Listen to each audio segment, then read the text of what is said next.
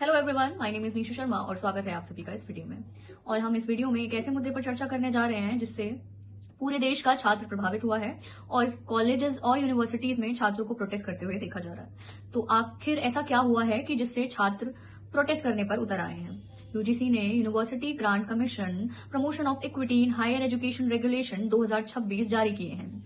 तो इससे पहले हम आगे बढ़ें और ये जानें कि आखिर इन नियमों में ऐसा क्या है जिससे कि जनरल कैटेगरी के स्टूडेंट्स को ऐसा लग रहा है कि उनके साथ डिस्क्रिमिनेशन हो रहा है या उनके साथ उनको अलग किया जा रहा है। तो हम इस स्टोरी के लिए को जानने से पहले हम इसका बैकग्राउंड जानने की कोशिश करेंगे कि आखिर इस मुद्दे पर बैक स्टोरी चल क्या रही है। हमारी शिक्षा व्यवस्था में जातिगत भेदभाव का दर्द बहुत पुराना है और इसका सबसे बड़ा उदाहरण है रोहित वेमुला, जो कि हैदराबाद यूनिवर्सिटी में पढ़ने वाले एक पीएचडी के छात्र थे।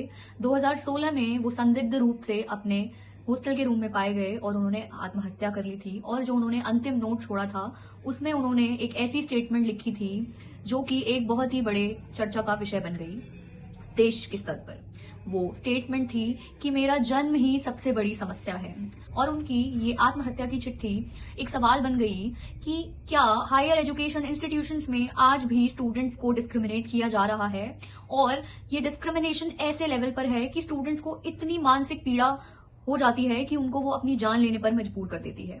और इस इंसिडेंट के बाद में नेशनल लेवल पर छात्रों ने आंदोलन किए थे कि ये सिर्फ एक रोहित वेमुला की कहानी नहीं है, ये ऐसे और भी बहुत सारे छात्र हैं जो कि जातिगत भेदभाव के कारण यूनिवर्सिटीज में बहुत सारी प्रॉब्लम्स फेस करते हैं और जिसके कारण वो मजबूर हो जाते हैं अपनी जान लेने। हमारे देश का संविधान सबके लिए समानता का वादा करता है।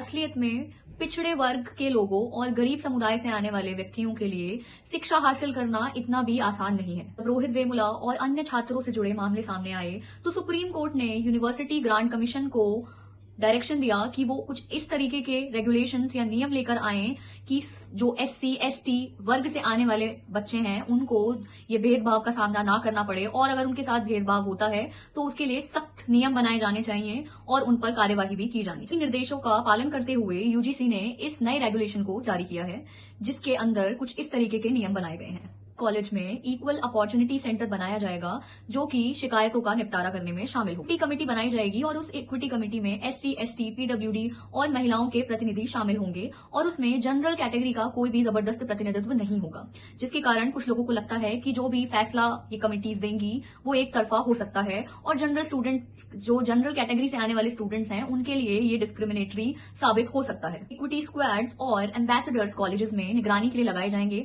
जिससे स्टूडेंट्स को निगरानी में रहने जैसा माहौल महसूस हो सकता है। कोई झूठी शिकायत लगा दे तो उस आरोपी को क्या सजा दी जाएगी, इसका इस नियम में कोई भी विचार नहीं किया गया है। कारणों से कई कैंपसेस में स्टूडेंट्स प्रोटेस्ट कर रहे हैं और #UGC रोल बैक जैसे हैशटैग्स का सोशल मीडिया कैंपेन्स में इस्तेमाल किया जाता है। न्याय वही है जो सबको सम्मानजनक और सुरक्षित वातावरण दे सके और इतिहास के दर्द को भूले बिना भविष्य को सुरक्षित किया।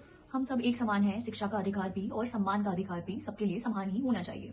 और जो भी पिछड़े वर्ग के स्टूडेंट्स हैं जो कि अपने गांव और एरियाज से शहरों में पढ़ने के लिए आते हैं, उनको सम्मान और सुरक्षा मिले, ये सुनिश्चित करना भी हमारी ही जिम्मेदारी है। और साथ साथ ये सुनिश्चित करना भी हमारी ही जिम्मेदारी है कि जो जनरल कैटेगरी से आने वाले स्टूडेंट्स हैं उनको भी अलगाव फील ना हो और उनको ऐसा ना लगे कि उनको एक्सक्लूड किया जा रहा है, क्योंकि एट द एंड जो मोटो है वो यही कहता है कि सबको इक्वालिटी मिले, सबको सुरक्षा मिले, सबको सम्मान मिले। और भी आगे इस तरीके की वीडियो जानने के लिए हमारे साथ बने रहिए। तब तक के लिए नमस्कार, धन्यवाद।